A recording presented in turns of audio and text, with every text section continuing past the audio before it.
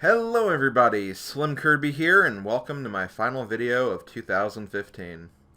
2015 will forever be known as the year where I spent 1/3 of the year on RPGs, where most of my weekend videos were spent on extremely short games, or games that were practically unheard of, and the year we unfortunately got Mario Party 10. However, this year did give us some extremely great and memorable moments as well, and once again, you guys have voted on what you thought were the best projects on my channel for the year 2015. As usual, please remember that the results of this video are based on a straw poll I was hosting for nearly all of December. The results may not reflect with what you guys believe, or even what I believe, but feel free to let your opinion be known in the video comments below. Before we move on to the main list, let's take a short look at all the games who didn't quite make it, but were still a vital part of this year.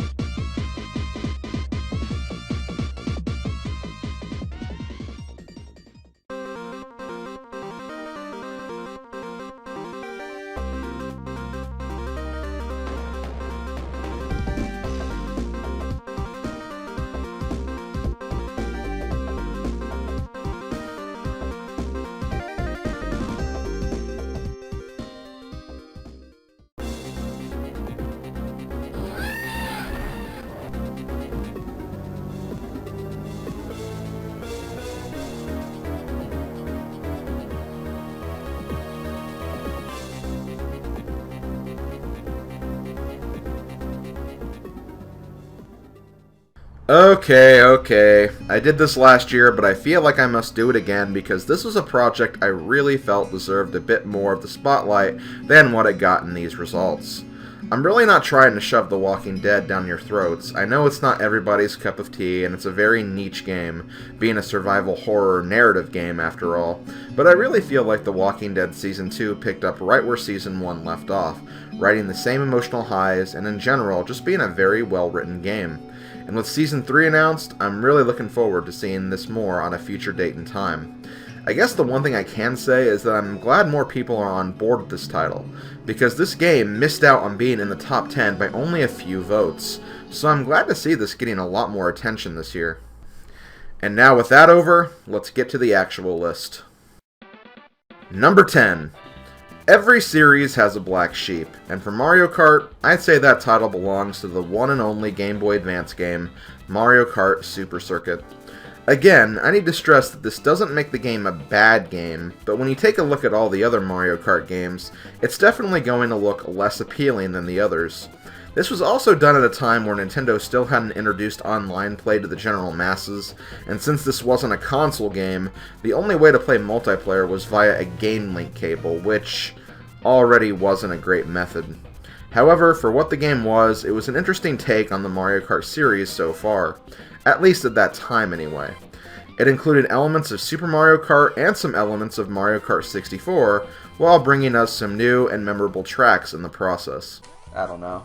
It's not so much that I want to know where she is, it's just that I'm a little suspicious. Usually when Peach is not around, she's usually trying some kind of evil scheme on me.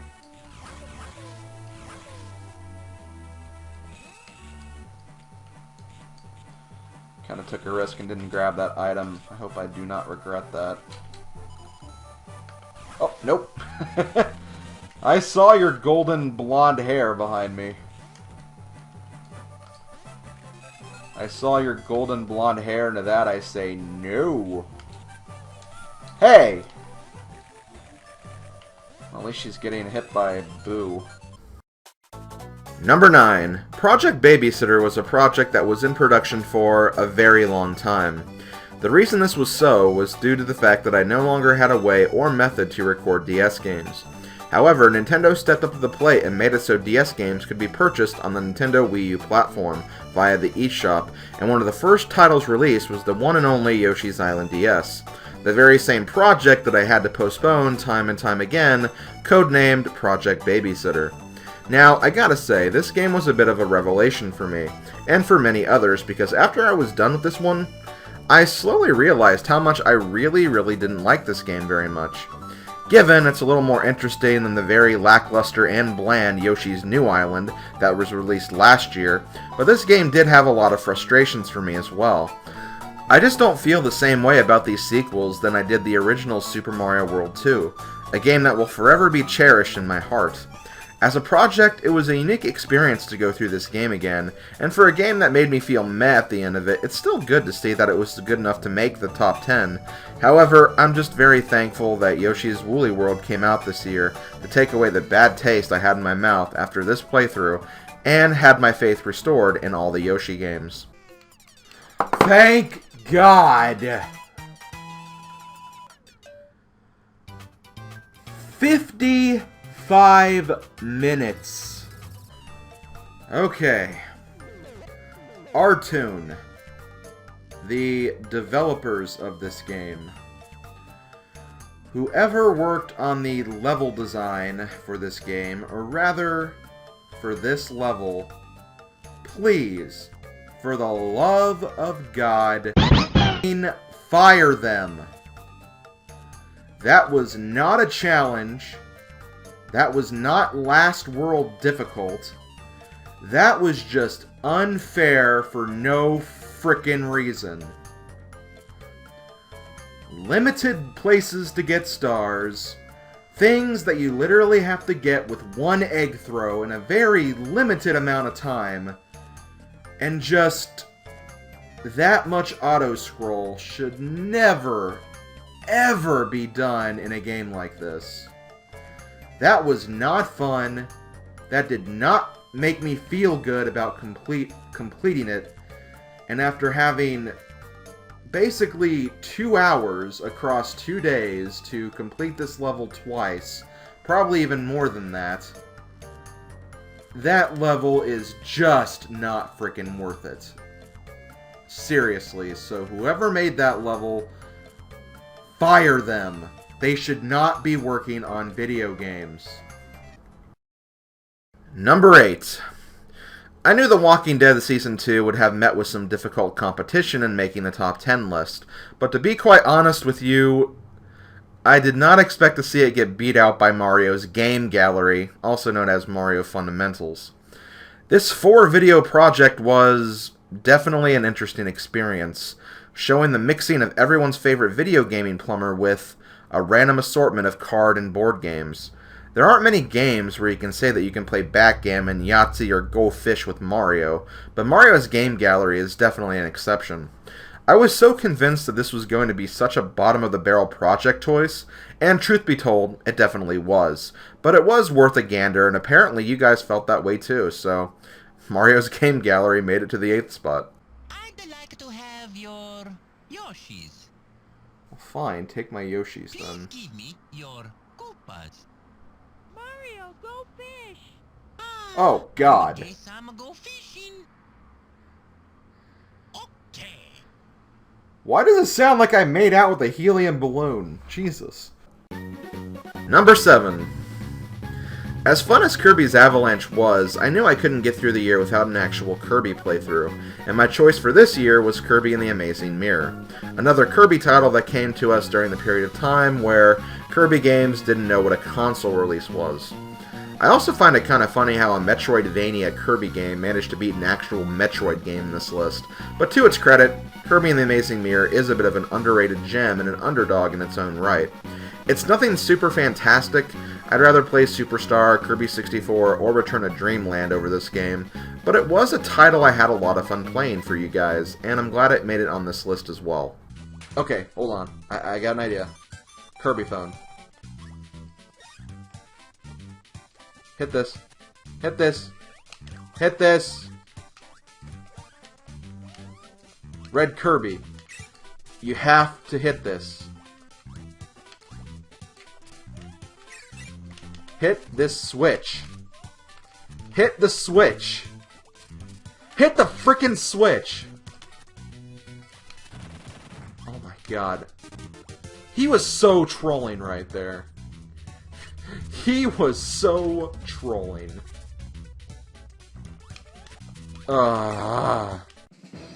Number 6.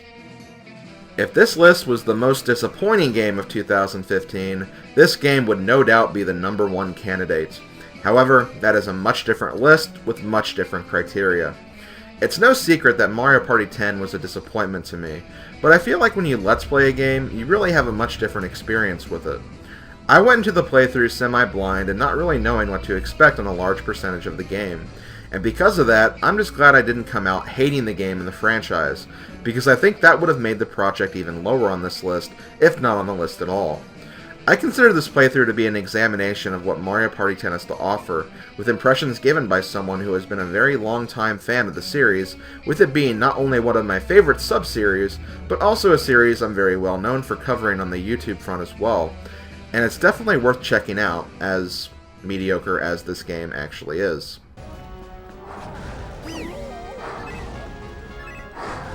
Yes! What? Oh, okay. She walked right through the fire, and then me saying, "What?" actually killed her. Oh god, that was funny. Number 5. Mario Kart is a great franchise. If I had to give it one major critique, though, it does miss the mark to some extent on having an interesting and engaging single-player mode. I'm not saying that all racing games need a campaign or adventure mode, but Diddy Kong Racing shows that it definitely doesn't hurt it either. It may seem like it doesn't really matter much. You pick a character, go from world to world, winning golden balloons, gold trophies, beating the bosses of each individual domain, until you are the greatest racer of them all. But the game is very charming with how it goes about doing it, introducing quirky environments and characters, offering 3 unique vehicles, and just in general being a very entertaining and fun racing game.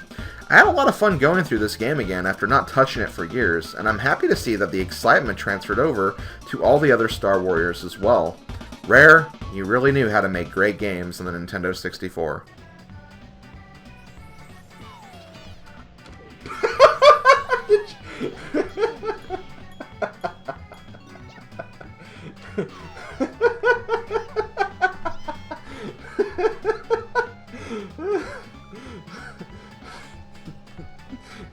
Whoa!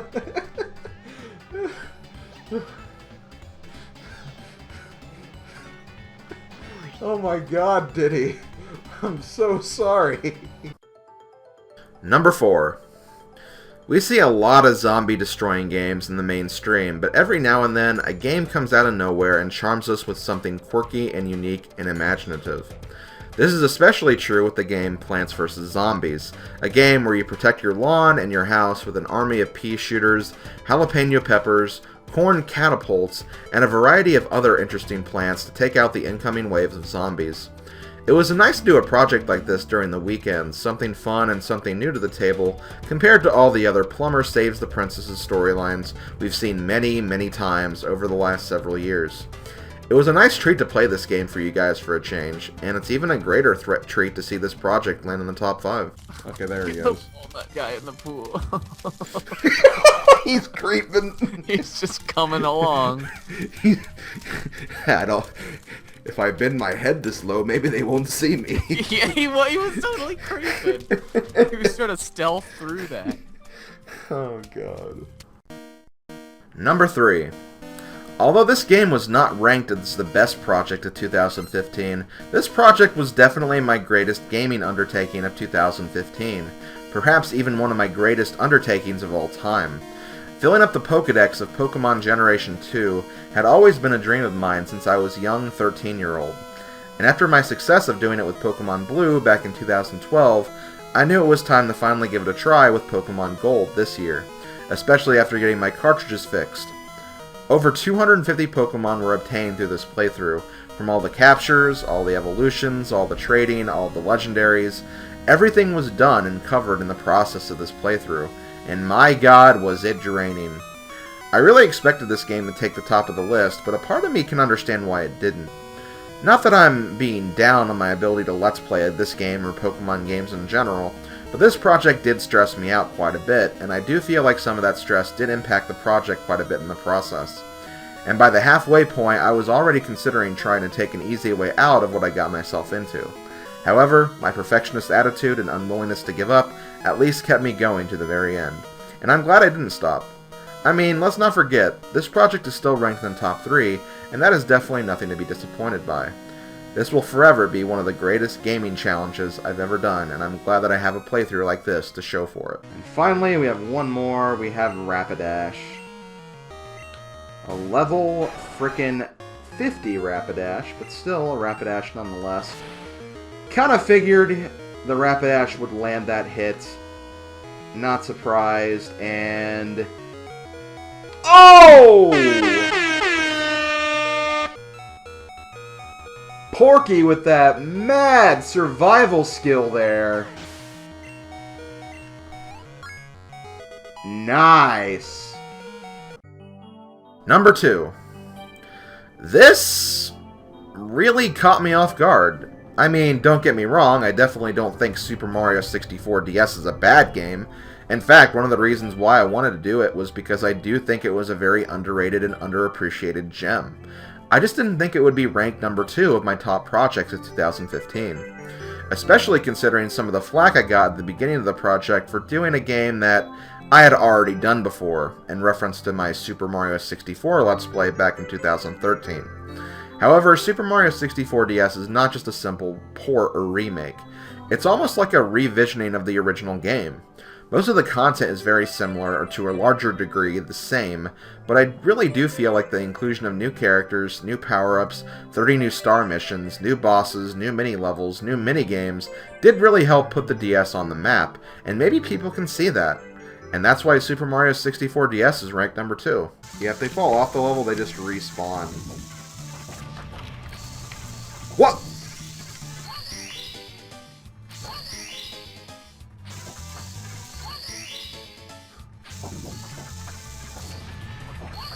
I just collected 4 stars in once! Okay, this was not a good idea. I'm sorry, Nintendo. That was... That's it. Mission over. That's all it was. I collected all 4 stars pretty much in the same place. If I just stopped moving, I would have completed this star. If this was like an emulator that had a speed-up key, I just have to go to one place on the map and just wait there, hold the speed-up key, and the mission would be over immediately. Number 1. I really thought this list was going to end with Pokemon on top and Paper Mario: The Thousand-Year Door in second place. However, at the end of the year, I was really surprised to see how well The Thousand-Year Door did. Both games were incredibly big undertakings, especially considering they were 2 of the 3 RPGs I was going to be doing for this year. And with everything said and done, Paper Mario: The Thousand-Year Door just ended up being the better project. I think it helped that the Paper Mario was just a lot better to organize, and it didn't really require grinding of any sort, allowing the game to just move forward at a pretty consistent pace. And even though I did go for the 100% completion here, it just flowed together in a much better way, a lot better than Pokemon. Filling out the Gold Pokédex may have been the greater feat, but this was definitely the more enjoyable feat. And let's just be real here, Paper Mario: The Thousand-Year Door is just an excellent game, and one of the best games Intelligent Systems has ever done. So really, I have no problems with this being on top. In fact, I'd actually put it on top myself. This was just a really, really good project to work on, and I'm glad it's the best project of 2015. Well, no go on General White, dude. What? You cannot find General what?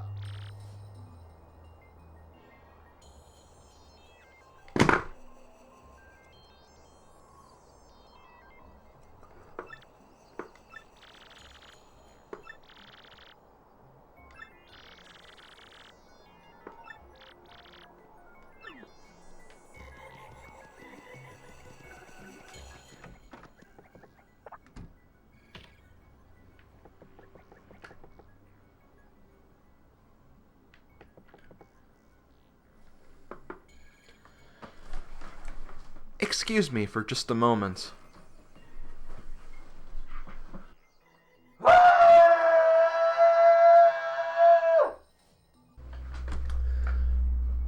Okay. Found him. And then there's that moment in a Mario game that reminds you of that one Billy Idol song.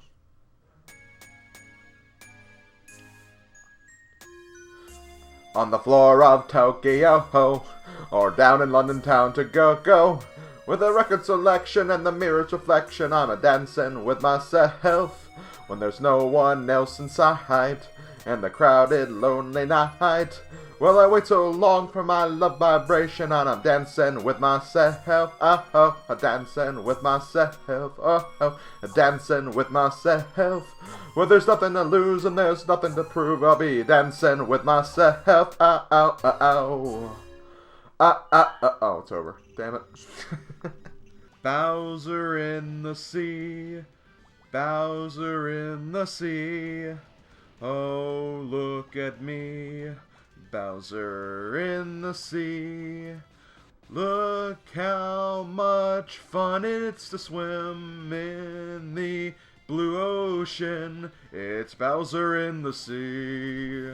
And that's it for my top 10 project of 2015. Honorable mentions go out to my Best of Worst of Mario Party series, a series that has gotten a lot of attention and praise for my minigame and board ranking skills, alongside my extremely awkward antics of being on camera and trying to act funny for thousands and thousands of people. I'm sure that project would have made it on here as well if I actually qualified it as a Let's Play project. And another special mention to my current projects of Fire Emblem Sacred Stones, Thomas Was Alone, and Mario Kart Double Dash. Projects that have all been extremely fun to do, and are already very likely candidates for next year's list. But not on this year's list, because they pretty much just started in the last month, and I didn't feel like qualifying them for this list in the voting. People have been asking me what to expect in the year 2016, and I will say that I do have a lot of ideas in mind. We'll have monkeys battling through the Ice Age, plumbers soaring through the cold recesses of space, a legendary hero traveling through time to save a troubled kingdom, and maybe, just maybe, we'll finally see Quest 64 in action. Okay, not that last one. But the first three will definitely be big ones. Also, with the popularity of Paper Mario taking the top spot 2 years in a row now, maybe, just maybe, I'll head back to the paper dimension yet again to check out another installment of Intelligent Systems' Knockout series. But this time, with a twist. And yes, I'm talking about the third game, not the really, really bad 3DS game. Don't worry. Stay tuned for more announcements and hints about my projects to come, particularly in my new SlimKirby's Central series, which will be released during the middle of every month, but until then, I think it's time we close up 2015 and get moving into the year 2016. As I said before, if you disagree with this list, feel free to leave your own opinion in the comments section below. I'll post my personal top 10 list of the 10 projects I had the most fun with as well during the closing of this video. But as far as the official Star Warrior list, this is what the results will be. Thanks for voting, everybody. Have a good new year, and I'll see you all in 2016. Later, folks.